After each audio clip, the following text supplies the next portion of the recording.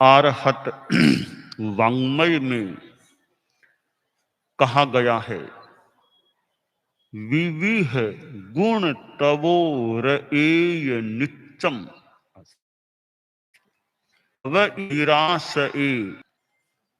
तपस्या एक आध्यात्मिक जगत का भी शब्द है। साधना से जुड़ा हुआ तत्व है जो निर्ग्रंथ है।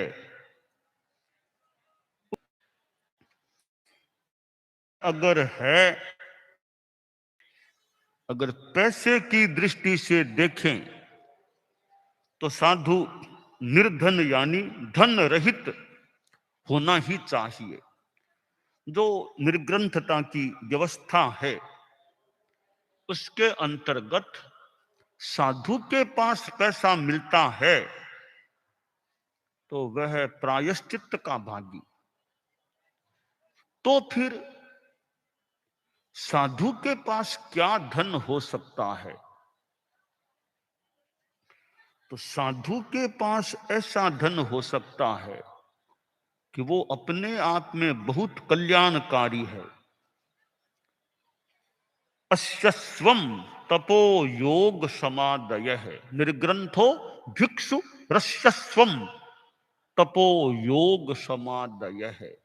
निर्ग्रंथ है, भिक्षु है, इसका धन है तपो, तपस्या उसका धन है। योग साधना उसका धन है। सम कषाय मुक्तता की साधना साधु का धन है। और फिर ज्ञान हो तो ज्ञान साधु का धन है। केवल ज्ञान साधु में ही हो सकता है। साधु के सिवाय और सिद्ध के सिवाय केवल ज्ञान नहीं हो सकता। तो केवल ज्ञान किसी साधु के पास है, ऐसा धन तो बहुत ही उच्च कोटि का परम धन हो जाता है। तो साधु के पास जो धन होता है या हो सकता है वह धन गृहस्थों के पास होना मुश्किल है। गृहस्थ बड़े संपन्न हो सकते हैं, बढ़िया मकान उनके स्वामित्व में हो सकते हैं, दुकान, ऑफिस, नगद राशि, कितनी कितनी चीजें गृहस्थ के स्वामित्व में हो सकती हैं। साधुओं के स्वामित्व में देखें कोई मकान है क्या? हमारे नाम में तो कोई मकान नहीं है। कोई बैंक में है क्या खाता बैलेंस, बैंक बैलेंस? वो भी कुछ नहीं है। आपके पास में 1000 लाख 2 लाख रुपए हैं तो वो भी नहीं है। तो गृहस्थों की तुलना में साधु बैठ जाए कि किसके पास धन कितना, साधु तो बिल्कुल फेल हो जाए। ये अंक देने हो कि बोलो किन के पास कितना है, तो ये गृहस्थ ज्यादा पास होंगे, कई अच्छे अंकों से पास होंगे। साधु लोग तो बिल्कुल फेल, 0 नंबर वाले हो जाएं, इनके पास तो कुछ है ही नहीं। एक राजा था उसने सुन लिया कि गुरु बनाना चाहिए, गुरु बिना मुक्ति नहीं, गुरु बिना गति नहीं, कि गुरु तो बनाना चाहिए। तो राजा ने निर्णय किया कि मुझे भी कोई खोजबीन करके अच्छा सन्यासी बाबा हो, उसको मैं गुरु बनाऊं। तो मंत्री से कहा कि मंत्री जी, आज तक मैंने तो गुरु नहीं बनाया, अब मेरी इच्छा है किसी सन्यासी बाबा को गुरु बना लूं, सह गुरु बन जाऊं, निगुरु न रहूं मैं। तो मंत्री ने कहा ठीक है, अच्छी बात है, कि कैसे करें, कोई अच्छी खोज करें, कौन बढ़िया बाबा है उसको मैं गुरु बनाऊं, वो तो राजगुरु होगा फिर। तो मंत्री ने कहा एक सन्यासियों का सम्मेलन बुला लेते हैं, सन्यासी सम्मेलन, धर्मगुरु सम्मेलन बुलाते हैं, उसमें हम बातचीत करेंगे, इंटरव्यू लेंगे, इंटरव्यू के बाद जो आपको सबसे बढ़िया लगे उसको आप गुरु के रूप में स्वीकार कर लेना। तो सन्यासियों का, धर्मगुरुओं का एक सम्मेलन बुला ले, कहा यह ठीक है, पहले से सूचना निकाल दो, 4 महीनों के बाद की दिनांक तय कर दो कि हमारे राज्य में जितने भी मठाधीश, धर्म गुरु, सन्यासी, बाबा, योगी हैं, सबके पास सूचना पहुंचाने का प्रयास करो, सबको सम्मान के साथ बुलाओ और उनका प्रोग्राम होगा और हम इंटरव्यू लेंगे। उनमें से किसी एक को मैं अगर मेरे पसंद आ गया तो मैं गुरु के रूप में चुन लूंगा, स्वीकार कर लूंगा। तो वो निर्णय के अनुसार करीब 4 महीनों के बाद की दिनांक तय हुई। उस दिन वे बाबा, मठाधीश, सन्यासी, योगी कई आ गए। तो मंत्री खड़ा हुआ, कार्यक्रम का प्रारंभ किया कि सब सन्यासी लोग, मठाधीश आदि आए हैं, सबका बड़ा सम्मान के साथ स्वागत है। हमारे महाराज की इच्छा हुई कि मैं किसी को गुरु बनाऊं, तो आज महाराज किसी को गुरु बनाने के लिए आपका इंटरव्यू लेना चाहते हैं। फिर अगर महाराज को कोई पसंद आ गया बाबा आप में से, तो संभव है उनको महाराज अपना गुरु बनाएंगे, वो हम सब के लिए राजगुरु के रूप में सम्मान्य होगा। तो वो आए हुए थे बाबा, सन्यासी, योगी भी के मन में था कि हमको बना ले। वो सोचा हमको बना ले, मुझे बना ले, मुझे बनाए, मैं राजगुरु बन जाऊं। तो मंत्री ने कहा अब इंटरव्यू लेंगे तो आप जो सन्यासी, मठाधीश एक एक आइए, अपना परिचय दीजिए, ताकि महाराज को पता चले कौन सा बाबा सन्यासी किस स्तर का है। तो ऐसे 25-30 आए हुए थे वो, तो एक एक वो आए, अपना अपना परिचय। किसी ने कहा जी मेरा इतना बड़ा मठ है, इतनी बड़ी संपत्ति है, इतने मकान हमारे आश्रम में है, वो है, इतने बड़ा मैं मालिक हूं और हूं। दूसरा आया, मेरे पास इतनी बिगह जमीन है, इतने मकान है, इतना बड़ा आश्रम है, इतनी नगद संपत्ति भी है, इतनी वो स्कूल चलती है, वो चलती है, इतना सबका मैं मालिक हूं, आप देख लो, मुझे गुरु बनाओ। तो तीसरा आया, चौथा आया, कई बाबा आए, अपने अपने मठ, आश्रम, संपत्ति का ब्यौरा देते गए। राजा सुनता गया, देख रहा था कौन मुझे पसंद आए। आते आते फिर लगभग अंतिम रूप में एक योगी कोई था, वो आया, माइक के पास अपना परिचय देने लगा। बोला महाराज मुझे कोई गुरु बनने की शौक नहीं है, मैंने तो सोचा राजा जी ने बुलाया है तो एक हमारा कर्तव्य, हम भी राजा की बात का आदर करें और वहां जाएं। तो मैं आपकी बात का सम्मान रखने के लिए, आपके निमंत्रण का मान रखने के लिए आया हूं, और जैसा कि आपका निर्देश है सब अपना अपना परिचय दो।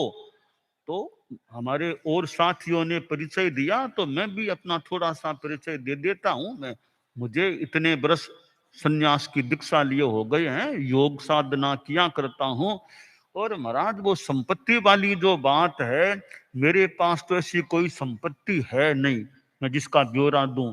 न तो मेरे पास कोई नगद राशि है, न कोई मेरे मालिकाना में मठ है, न आश्रम है, परंतु मैं एक बात कहता हूं कि सारी जमीन मेरी है। तो लो यहां एक लाठी रखी, आप किधर ही जाओ, इधर उधर, सारी जमीन मेरी है। राजा ने कहा आपकी जमीन कैसे? तो हमारी जमीन आपकी कैसे होगी जमीन? कि राजन सब मेरी जमीन है, मैंने सारा त्याग कर दिया, संसार को छोड़ दिया, अकिंचन बन गया। अकिंचनोह मित्यास्व त्रैलोक्याधिपतिर भवे योगी गम्य मिदम प्राहु रहस्यम परमात्मन है। कि मैंने सारा परिग्रह छोड़ दिया है, तो जिसने सारा परिग्रह छोड़ दिया वो सारी दुनिया का मालिक, ऐसा कहा गया है। तो मैं 3 लोक का मालिक इसलिए हूं कि कहीं मेरी आसक्ति नहीं, कहीं मोह नहीं, अकिंचन हूं। कि किंचन है, किंचन। आपके पास 1 करोड़ है, आप 1 करोड़ के मालिक हैं, बाकी के मालिक नहीं। आप जितना है उतने के आप मालिक हैं। पर साधु जिसने सब कुछ त्याग दिया, मोह छोड़ दिया, वो एक संदर्भ में पूरी दुनिया का मालिक है। कि पूरी दुनिया का मालिक कैसे हुआ? कि करोड़ों करोड़ों की संपत्ति के मालिक, राज्य के मुखिया, वो साधु के पास आकर मस्तक झुकाते हैं। तो जिनके पास कुछ नहीं है, जो अमीरी वाले लोग हैं, अमीरी तो फकीरी के सामने झुकती है, अमीरी तो फकीरी के सामने झुकती है। तो मालिक एक संदर्भ में तो उन अमीरों से बड़े तो साधु हो गए, जिनके पास लोग मस्तक झुकाते। मैंने कहा होगा पहले भी, आपके माता पिता भी हैं, तो आजकल संभवतः आप प्रणाम करेंगे तो ज्यादा से ज्यादा मान लो पैर के हाथ लगा के कर लेंगे। आजकल कई लोग तो वो प्रणाम भी करते हैं तो पूरा पैर के भी हाथ नहीं लगाते, तो ऊपर से ही जंगा के यूं सड़क करके प्रणाम कर लेते हैं। बस कोई मिले तो थोड़ा सा यूं ऊपर से ही कर लेते हैं, पैर तक तो हाथ ही कम लोग लगाते होंगे, ऐसा देखने में आता है। फिर भी मान लें कि माता पिता आदि के आप पैर के हाथ लगा करके सलाम कर दें, प्रणाम कर लें। आमतौर से माता पिता के पैरों में भी आमतौर से मेरे ख्याल से माथा नहीं लगाते आप लोग, हाथ लगाते, माथा नहीं लगाते हैं। तो साधु के पैर में तो लोग माथा लगा देते हैं। इसका मतलब इतनी संपत्ति के बड़े बड़े मालिक हैं, वो भी अपना माथा अकिंचन साधु के पैर में लगा देते हैं। तो बड़ा कौन हुआ? इतनी संपत्ति, या संपत्ति अमीरी फकीरी के सामने झुक जाती है। तो वह सन्यासी बाबा बोला, महाराज ये सारी दुनिया ही मेरी है, ऐसे देखे तो मेरे पास कुछ नहीं है, 1 रुपया भी मेरे पास नहीं है, कोई मठ नहीं है। मुझे ये कोई लालसा नहीं है कि आप मुझे गुरु बनाओ, मुझे वो भी कोई अपेक्षा नहीं है। मैं तो बस मात्र आपका मान रखने के लिए आ गया, अपनी बात बता दी, अब आपका अपना चिंतन। तो राजा बड़ा प्रभावित हुआ कि भाई इसके पास कोई संपत्ति नहीं, अपरिग्रह का जीवन, कोई मोह की बात नहीं लग रही है, मोटा मोटी रूप में त्यागी महात्मा है। तो राजा ने घोषणा की भी आप सब बाबाओं का मान सम्मान तो करता हूं, पर गुरु के रूप में मैं इन बाबा जी को स्वीकार करता हूं, जिनके पास कुछ नहीं है, त्यागी है। तो जिस साधु के जीवन में तपस्या है, त्याग है, कंचन कामिनी का त्यागी जो कहा गया है, गुरु तो ऐसे भागी चन्ने कामिनी के त्यागी। साधु का धन क्या है? त्याग संयम, वह साधु का धन है, साधु का धन है। तो साधु के पास तप होता है, इसलिए वह तपोधन कहलाता है। तो शास्त्र में जो कहा गया कि तप का मई लग गई तो लग गई, परिसहो को जीतो, तो यह साधु का तप हो गया। प्यास को भी सहन कर लेना। हम भूख लग गई, सर्दी की रात है, हमारे छोटे संत बाल मुनि हैं कि सर्दी की रात में भूख लग जाए, कि भूख लग गई, भूख उसको भी सहन करो, है ना। नवदीक्षित संत हैं कि भूख लग गई रात को, सर्दी है तो लग गई तो लग गई, सहन करो, समता रखो। यह सहन कर लेना, यह भी तपस्या है, तप है। तो यूं इससे भी बड़ा बड़ा तप साधु के पास। तो साधु तपोधन होता है।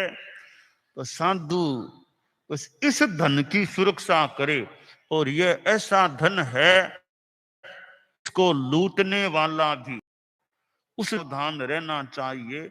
वो लुटेरा है मोहनीय क्रम, वो ऐसा लुटा है, पता नहीं, पता तो क्या, जागरूक रहे तो वो भी क्या कर पाएगा। तो वो मोहनीय क्रम का लुटेरा कभी ऐसा प्रभाव डालता है कि वो साधु के धन को चुरा सकता है, वो धन जा सकता है। तो साधु पहरेदार यानी जागरूक बनकर के रहे कि मोह का ऐसा प्रभाव न हो जाए कि मेरा संयम रत्न ले जाए।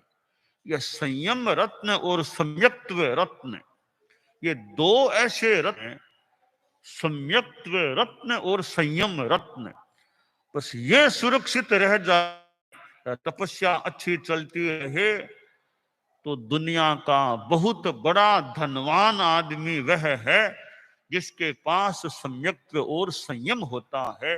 तो हम सभी, गृहस्थ भी ठीक है, साधु जितना मान लो धनवान अध्यात्म के संदर्भ में न भी बन सके, जितना हो सके उतना संयम और सम्यक्त्व के धन रखने का और उसकी सुरक्षा रखने का प्रयास करे। इस रूप में श्रावक गृहस्थ भी तपोधन कुछ अंशों में हो सकते हैं, तो उसका प्रयास भी होना चाहिए यथासंभव।